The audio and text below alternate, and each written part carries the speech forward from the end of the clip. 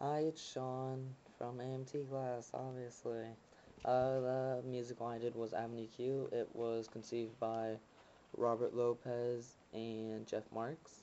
They did the music and lyrics, and the director was Jason Moore. The author of the book was Jeff Whitty. Yeah. Uh, this book is the adult version of Sesame Street, so I think you should ask your parents if you're allowed to see it because it has some mature content with partial nudity and nudity. Um, this play is probably one of my new favorite plays, I guess, because I haven't seen that many, but I really like this one. Um, some of the main characters, the main character is Princeton, and he is just trying to find his purpose in life, and you meet him from the way beginning. He's a college graduate who is looking for a place to live. So he strolls around Avenue Q, so he's gonna move in there. That's where he meets everyone, and he meets Kate Monster, not Kate the Monster, and he thinks she's pretty cute, and they kind of have like an on and off relationship throughout the whole play. And then Kate Monster, she is loved by everyone. She's a really nice person, and everyone loves her. And she also is in love with Princeton and likes him a lot. She's an assistant teacher. She wants to create a school just for monsters. And then there's Christmas Eve and Brian.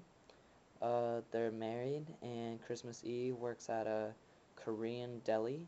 She, even though she's Japanese, she's also a therapist, but she gets no patients, so she's kind of a failed therapist because she gets no one and makes no money from it. Brian, he has no job, but that's what his wife wants him to get. But his like goal in life is to become a big time comedian for a late night show.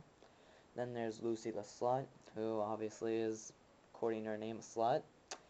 She's the main antagonist in this play. She almost ruins or pulls apart Princeton and Kate Monster during the play and almost makes them like hate each other, I guess. She gets goes into a coma, and I'll talk about that more. And there's Gary Coleman, yes, the real Gary Coleman. He kind of hates his life, but he's the main like building person around there, and he loves everyone around him. Then there's my favorite character, who is hilarious, Trekkie Monster. He is the reenactment of the Cookie Monster from Sesame Street, but instead of being addicted to cookies, he is addicted to pornography, which I find is hilarious. Uh, I don't know, I like this play a lot. It starts off with Princeton first graduating from college and looking for a place to live. And in Avenue Q, that's where he meets Gary Coleman, who decides to help him move in and stuff. And then he meets everyone else there. He likes it. He decides he's gonna move in. And as soon as he sees Kate Monster, he kind of thinks she's cute, and then he tries to talk to her. Then Kate Monster kind of likes him too.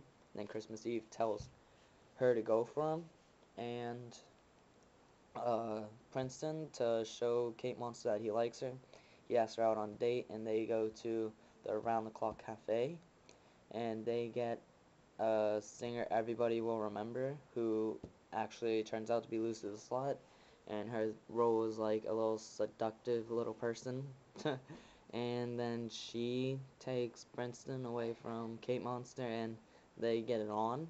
I guess you guys are all old enough to know what that means. Um, so then Kate Monster tells Princeton to meet her on top of the Empire State Building, but Princeton doesn't get the note because Lucy's Slut gets it, and she rips it up and doesn't tell Princeton. So Princeton doesn't hear about it, and Kate Monster thinks that Princeton stood her up, even though he didn't because he didn't know about it, and she throws a penny off the Empire State Building, which hits Lucy's Slut in the head, and she goes into a coma, which is probably the best thing that could happen for Princeton and Kate Monster. So then they talk about it in the hospital, and they decide that Princeton still has some commitment issues, and then he puts in a fund towards Kate Monster's school, and that kind of helps him out, and they agree to go into a relationship. And then Princeton thinks he finds his purpose in life when a new person moves into Avenue Q, and he decides that he's going to put on a play about it. Then he abandons this idea to find, and then he realizes that he may not have no actual purpose in life. And that's it. That's Avenue Q for you. Happy birthday, Austin. Goodbye.